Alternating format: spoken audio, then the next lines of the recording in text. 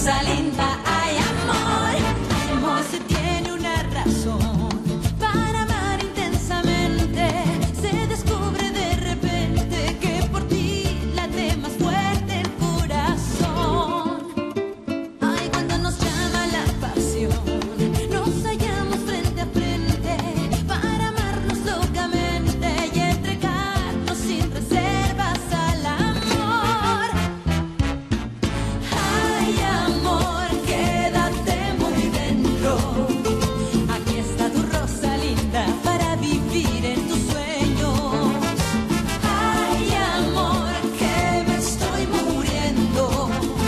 Es esta tu Rosalinda que solo quiere tus besos. Ay,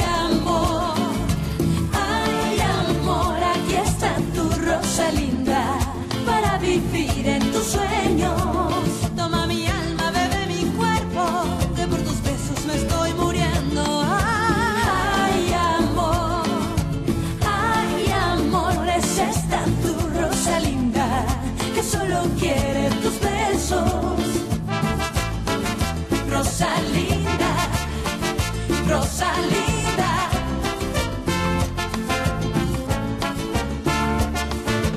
Rosalinda, ay amor. Hindi mo ba sinabi sa lalaki na ito na hindi kayo pwedeng umupo sa lamesa na kasama ako? Alam mo, matagal mo na siyang inaalipusta at tinatratong pinakamababang kasambahay. Pero ngayon di na pwede yun. Ikaw to at ako. Tuwing maririnig mo to, isipin mo lang ako, Rosalinda. Sandali! Paloma! Wala akong kasalanan. Bigla siyang tumawid, hindi na ako nakapreno eh. May nakakapagtaka sa nangyayari. Dahil alam kong si Rosalinda Perez patay na. Iba na ang babaeng to. Nagkataon lang na magkamukha silang dalawa. Bumalik na ang alaala niya. Alam niya na siya si Rosalinda. Noong kinasal tayo, alam ko na. Naisip mo ba kung gaano kakasama sa ginawa mo, ha? Naisip mo ba kung gaano kabigat ang ginawa mo? Matagal na siyang dineklarang patay na. Minahal kita at ayoko nang mawala ka sa akin. Diyos ko. Hindi mo ba naisip na maraming gustong magkahiwalay tayo nung una tayong nagkakilala? Sobrang dami na nangyari sa buhay natin noon. Pero hindi na yon mahalaga. Hindi na. Hindi patay si Rosalinda. Isa yung milagro. Hindi ako makapaniwala.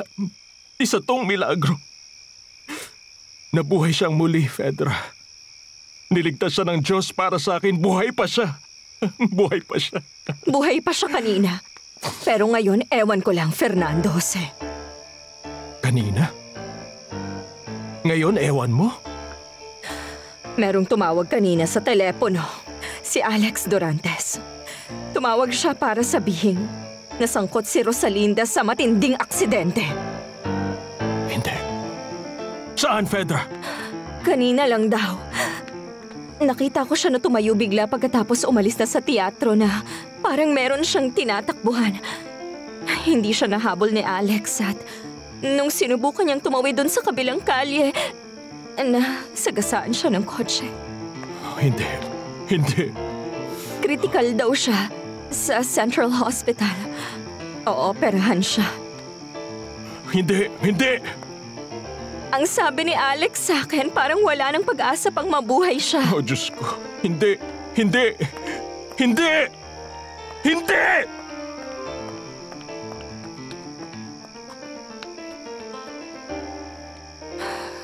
Puwisit talaga. Doon sa teatro may naalala siya. At nung nasagasaan, bumalik ang alaala niya. Bakit ko ba kasi naisip na dalhin siya doon sa concert? Para makita niya kami magkasama. Kung hindi ko siya sinama, maayos sana siya ngayon at hindi nag-aagaw buhay. Kamusta siya, Doktor?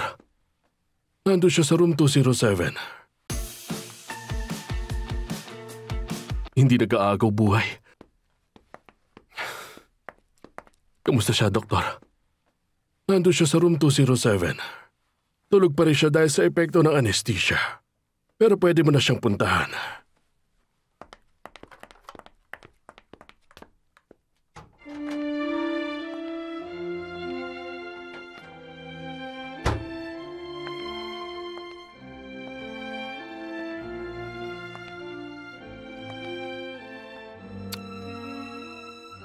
Paloma.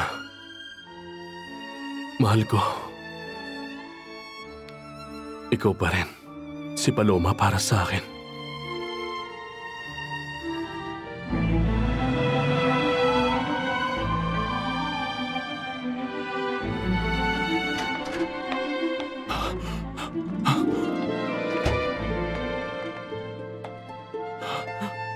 Rosalinda.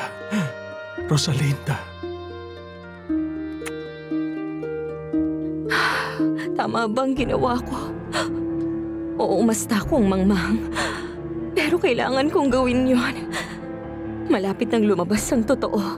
At kung hindi ko sasabihin ang totoo kay Fernando Jose, mas lalo lang magiging magulo ang lahat. Oo, hindi niya ako mapapatawad. Kahit papano umamin ako sa kanya. Kahit na alam kong lalo lang kaming magkakagulo.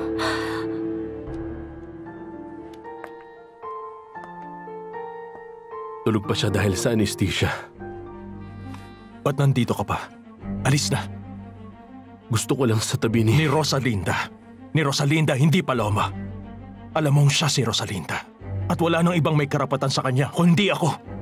Pero malubha siya at nag-aagaw buhay ngayon, Fernando Jose. Alam ko ang tungkol dyan. Sinabi sa akin ni Dr. Riverol, sa akin lang si Rosalinda, wala ka ng silbi sa kanya. Hindi mo na kailangan manatili pa rito. Alis na! Umalis ka na!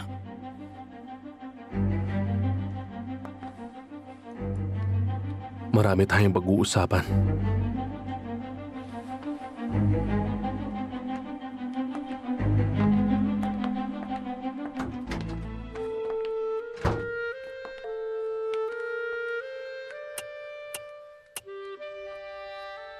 Rosalinda.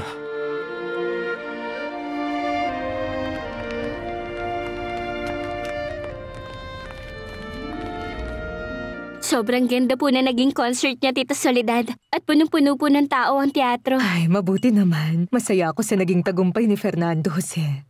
Nandun din si Fedra, syempre. Ay, tinanong niyo pa, Tita. Syempre palagi siyang nasa tabi niya. Alam niyo pa kung sinong nandun? Sino? E di yung singer, si Paloma Durantes. At nakaupo siya sa harapan. Ah, talaga? Opo, kasama niya ang manager niya. At itong si Fernando Jose, ang sama-sama ng tingin niya kay Paloma. Tapos bigla niyang sinabi sa mga tao na mayroon siyang tutugtugin ng musika na napaka-espesyal na nagpapaalala sa kanya sa isang taong minahal niya.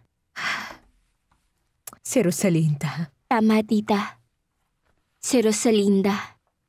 Tapos parang na-offend si Paloma Durantes, tapos tumayo siya at umalis na. Ay, Diyos ko. Ay, Diyos ko. Meron akong nalaman, Soledad. Ano ba yun, Asuncion? Yung singer kasi, yung babaeng kamukha ni Rosalinda. Nasagasaan siya ng kotse at malubha ang kalagayan niya. Rosalinda, Rosalinda.